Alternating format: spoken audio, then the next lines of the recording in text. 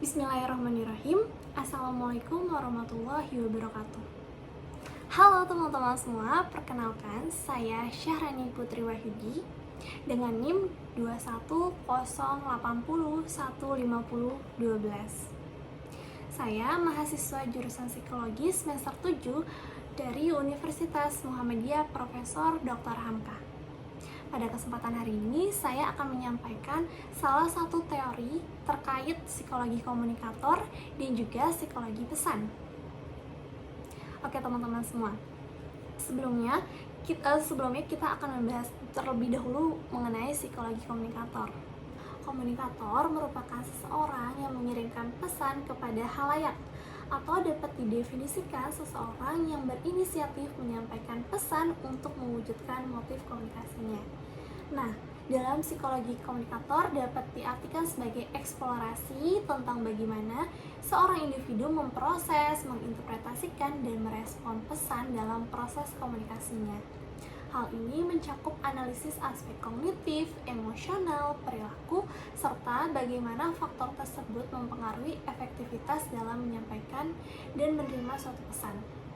Nah teman-teman, ketika seorang komunikator berkomunikasi, maka bukan hanya tentang apa yang mereka sampaikan, namun juga menunjukkan keadaan dirinya.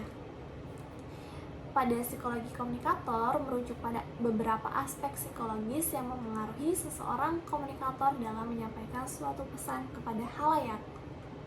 Oke, dalam psikologi komunikator terdapat beberapa faktor yang mempengaruhi efektivitas komunikator. Nah, salah satunya terdapat dimensi etos. Etos mengacu pada karakter, inteligensi, serta nilai baik yang dipersepsikan dari seseorang pembicara nih teman-teman ketika seseorang itu berpidato.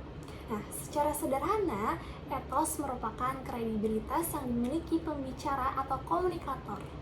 Nah, menurut Aristoteles, penyampaian pidato oleh seseorang yang terpercaya akan lebih persuasif. Dalam dimensi etos terdiri atas kredibilitas, atraksi, dan juga kekuasaan. Di mana kredibilitas ini menjadi perangkat persepsi komunikan tentang sifat-sifat komunikator.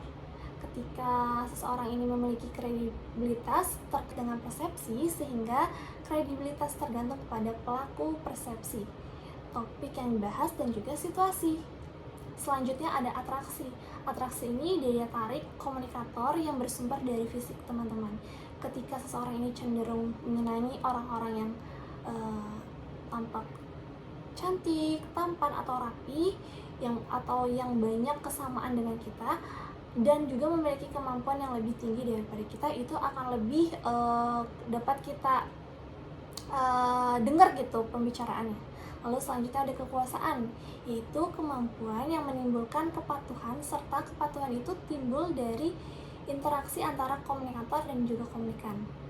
Nah, atas dasar kekuasaan, menurut Franz dan Raven, terdapat beberapa kekuasaan. Yang pertama, kekuasaan koesif. Yang kedua, kekuasaan keahlian. Yang ketiga, kekuasaan informasional. Yang keempat, kekuasaan rujuk. Dan yang terakhir, kekuasaan legal. Oke, yang pertama kita akan membahas kekuasaan koensif. Kekuasaan koensif ini yaitu menunjukkan kemampuan komunikator untuk mendatangkan ganjaran atau mendatangkan hukuman bagi komunikan. Yang kedua ada kekuasaan keahlian, yaitu berasal dari pengetahuan, pengalaman, keterampilan, kemampuan yang dimiliki seorang komunikator. Yang ketiga ada kekuasaan informasional, yaitu berasal dari isi komunikator tertentu atau pengetahuan yang baru dimiliki oleh komunikator. Selanjutnya ada kekuasaan rujukan, yaitu komunikan menjadi komunikator sebagai kerangka rujukan untuk menilai diri sendiri. Yang terakhir ada kekuasaan legal, yaitu berasal dari seperangkat aturan ataupun norma-norma yang menyebabkan komunikator berwenang untuk melakukan suatu tindakan teman-teman. Oke, selanjutnya kita akan membahas psikologi pesan.